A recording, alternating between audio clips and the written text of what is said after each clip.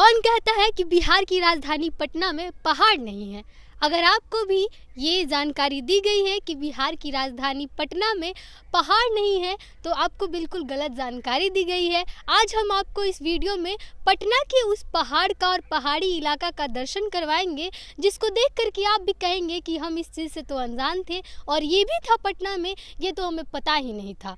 और हम आपको इस वीडियो में दिखाएंगे कि कैसे बिहार सरकार ने जो है पर्यटन के दृष्टिकोण से देखते हुए पहाड़ विकसित किया है। और इस पहाड़ को ज़रा कैमरा घुमाइए और दिखा दीजिए। ये पहाड़ का जो है ये पहला हिस्सा है और पहले हिस्से में आप देख सकते हैं कि किस तरीके से जो है ये पहाड़ है। और आपको अब ये जान करके बड़ा आश्चर्य होगा कि ये जो पहाड़ है ये कूड़े कचड़े का बनाया हुआ पहाड़ है, जिसको देख करके आपको ये लगेगा नहीं दूर से कि ये कूड़े कचड़े का ढेर है जो जमा हुआ है। कहीं ना कहीं दूर से देखने पर जो दो लोग देखेंगे उनको यही लगेगा कि ये कहीं ना कहीं से पहाड़ है और पूरा ये पहाड़ी एरिया है। ये पहला छोर है, हम आपको दिखा रहे हैं। इसके आगे भी और भी बहुत दूर तक ये पहाड़ जो है वो फैला हुआ है, कचड़े का ये पहाड़ है।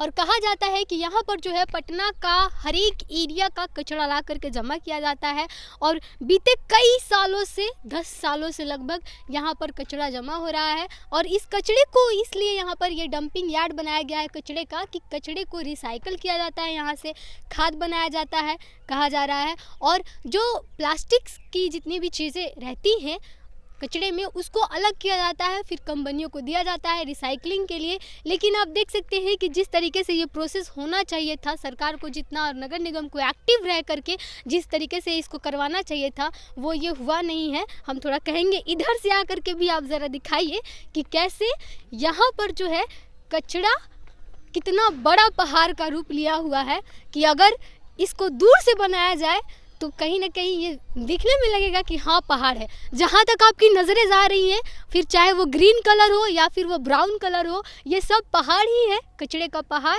जिस पर जो है अलग अलग तरह की जो है वनस्पतियाँ उग गई हैं। क्योंकि इतने दिनों से जो है उसको रिसाइकल नहीं किया गया और रिसाइकल किया भी गया है, उसको अलग भी छाटा गया है, तो उसको अलग करके जो रखा गया है उसको भी कंपनियों को नहीं दिया गया है। हर साल जो है यहाँ पर इस तरीके का कचरा जमा होता है और बीते कई दिनों से पटना में जो है बारिश हो रही थी, जिस वजह से जो है अभी कई महीनों से यहाँ का वो काम रुका हुआ है। कचड़े को अलग करना, प्लास्टिक्स को अलग किया जाता है और जो बाकी जो गीला कचरा होता है उसको खाद बनाने के लिए दिया जाता है।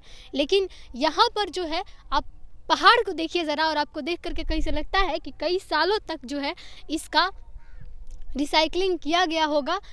इसके ऊपर गाड़ियाँ चढ़ती है और गाड़ियाँ चढ़ करके जो है इन सारी चीज़ों को अलग करती है और अलग अलग तरीके से इसका यूज़ किया जाता है।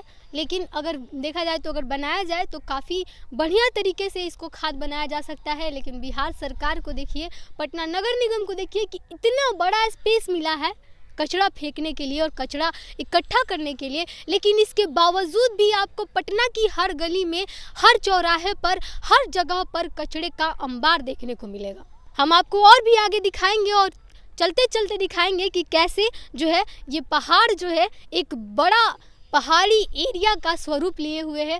और ज़रा कैमरा घुमाइए और दिखाइए कि वो जो ऊंचा वाला पहाड़ दिखाई दे रहा है उस पहाड़ के पीछे उधर गाड़ियाँ लगी हुई है और गाड़ियों से प्रोसेसिंग हो रही है। हमने चाहा कि हम जा कर के वीडियो बनाए लेकिन हमें मना कर दिया गया, हमें वहाँ नहीं जाने दिया गया और कहा गया कि यहाँ पर मीडिया वर्जित है, मीडिया को नहीं आने दिया जाता है, किसी भी तरीके का कोई भी यहाँ पर वीडियो और फोटोग्राफी नहीं की जाती है क्योंकि जो है सरकार की तरफ से मना किया गया है। फिलहाल हम आपको ये देख करके आपको लगता ज़रूर होगा कि कहीं ना कहीं क्या बिहार सरकार इसको पर्यटन के दृष्टिकोण से विकसित कर रही है, क्या पहाड़ बनाने की इच्छा है, पहाड़ी एरिया बनाने की इच्छा है बिहार सरकार की, या फिर ऐसे ही कचरा इकट्ठा कर करके और बिहार सरकार क्या जताना चाहती है, हमें तो समझ में नहीं आया। क्योंकि ये जो कचरा है ये जब सड़ता है, गलता है, दोपहर होती है धूप में तो कितनी ज़्यादा बदबू आती है। एक बार और कैमरा घुमाइए और दिखाइए कि आसपास में कितने ज़्यादा घर हैं, यहाँ पर कितने ज़्यादा लोग रहते हैं। हम जब आ रहे थे तो 1 किलोमीटर दूर से ही इसकी बदबू आ रही थी इस कचड़े डंपिंग पॉइंट की। तो सोचिए कि आसपास के घरों में रहने वाले जो लोग होंगे वो सांस कैसे लेते होंगे, उनका सांस लेना जो है वो भी मुश्किल लगता है। बगल में नदी है, नदी को भी एक बार दिखा दीजिए ज़रा कैसे ये सनसेट का जो पॉइंट है और बगल में ये जो पहाड़ है, ये पहाड़ मुझे लगता है कि उन रील्स बनाने वालों को आकर के यहाँ पर रील्स बना करके बिहार ऐसा भी दिखाना ज़रूर चाहिए, एक पटना ऐसा भी दिखाना ज़रूर चाहिए।